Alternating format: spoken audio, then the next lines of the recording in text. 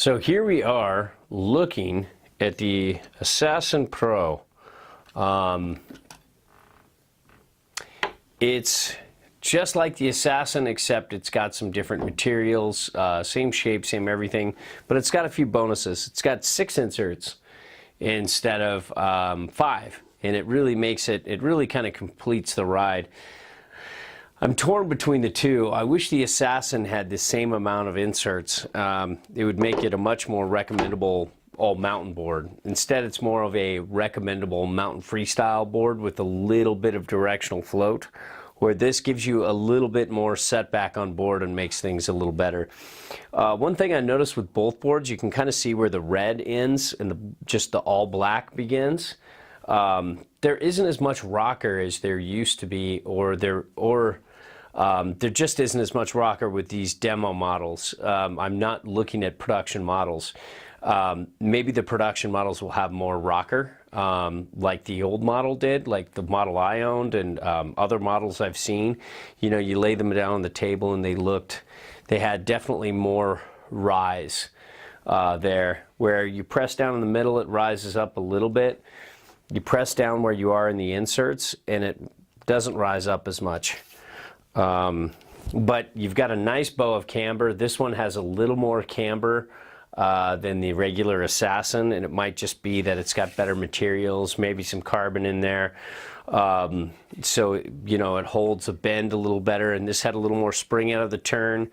You know, and they call it rock out camber, which I think means, you know, it rocks out when you press down, but I thought it meant flat to camber, a hard camber pointing down here, kind of going down across the bindings, and then rocker here in this section here from you know, from the red to the beginning of the nose, and you know, the tail to the beginning of the nose. But you know, that's kind of what I really wanted to kind of show in this review, is kind of that difference that I'm seeing. Maybe your production model will be different, and I hope it is. I hope it has a little more rocker in there, but this does pop well and does drive well, but it feels more like a camber board. It feels like mostly camber the way it's set up now, as opposed to the way it used to be. But it had rock out camber before on my board that I had from like 2 years ago and last year, blah, blah, blah. But anyways, you've got 6 inserts. So set all the way back is 22.5, which is really cool versus the 5 on the Assassin. And that means you're looking at just about 21.5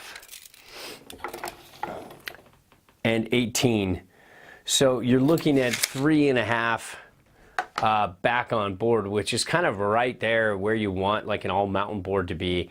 That's like where the Jones Mountain Twin is. That's kind of where they all are.